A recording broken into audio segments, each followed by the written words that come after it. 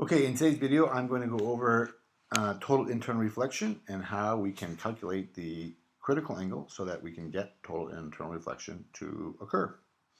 Total internal reflection occurs when all of the incident light reflects off of the boundary between two materials. So none of the light crosses the boundary and is reflected. It's all totally internally reflected. And for this to occur, we must have two conditions, or two conditions must be met.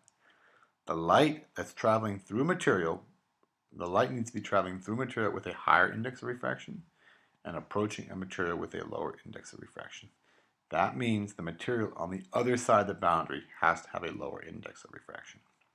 Also, the angle of incidence has to be greater than the critical angle.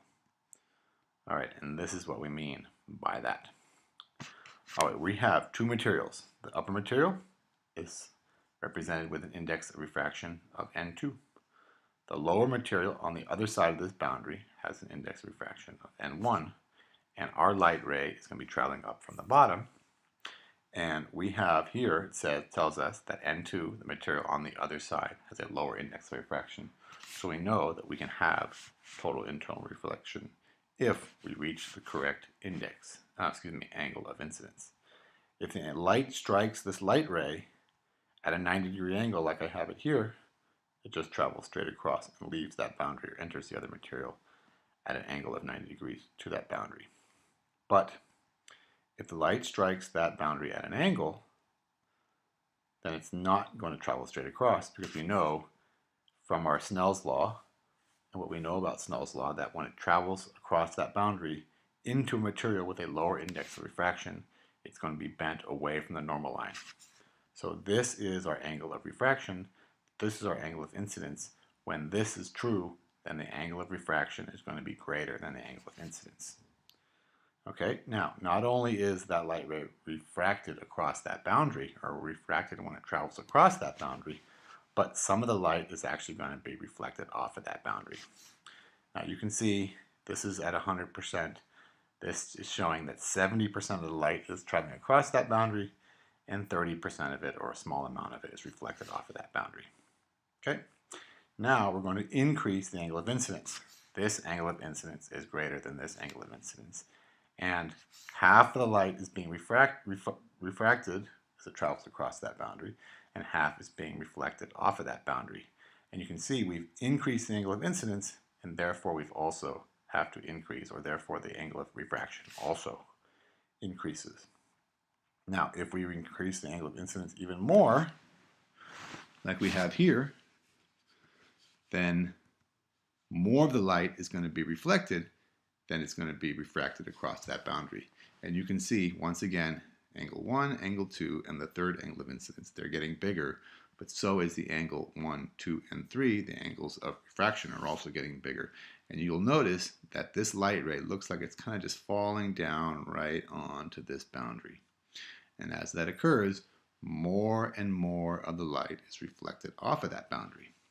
Now, if we get to the right angle of incidence, then the light will travel right along that boundary. When that occurs, we know that we have an angle of refraction of 90 degrees. Well, that only occurs for a special, or for one angle of incidence, this being the angle of incidence. And when this light ray travels at that boundary, we have an angle of refraction of 90 degrees, and that angle of incidence is called the critical angle. So the critical angle is that angle, and the critical angle is the angle of incidence that produces an angle of refraction of 90 degrees. And that only occurs for one angle of incidence. Okay, so that's kind of the definition of the critical angle. The angle of incidence that produces an angle of refraction of 90 degrees. Now, if we increase the angle of incidence just a little bit more, anything over the critical angle, like this angle right here, this angle of incidence is bigger than this critical angle, then none of the light gets refracted across the boundary, none of the light travels along the boundary, and all of the light, totally all of it, will be internally reflected. And that's what we call total internal reflection. That occurs when the angle of incidence is greater than the critical angle and all of the light is reflected off that boundary back into the material from which it came. Okay?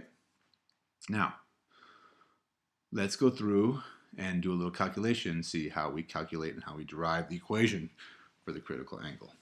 All right, so once again, we have a light ray striking that surface. It's coming up from a material with a lower index of refraction.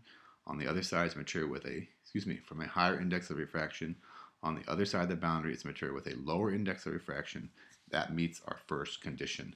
And if we have the right angle, that angle of incidence will produce an angle of refraction of 90 degrees. And we want to know what angle will produce that angle of refraction of 90 degrees, and that angle we call the critical angle.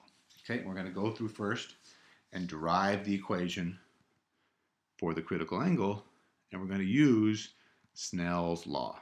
Okay, now you'll notice here is our angle of incidence, or here's the angle of incidence, and this is the sine of the angle of incidence. Now we want to know what angle of incidence will produce an angle of refraction of 90 degrees.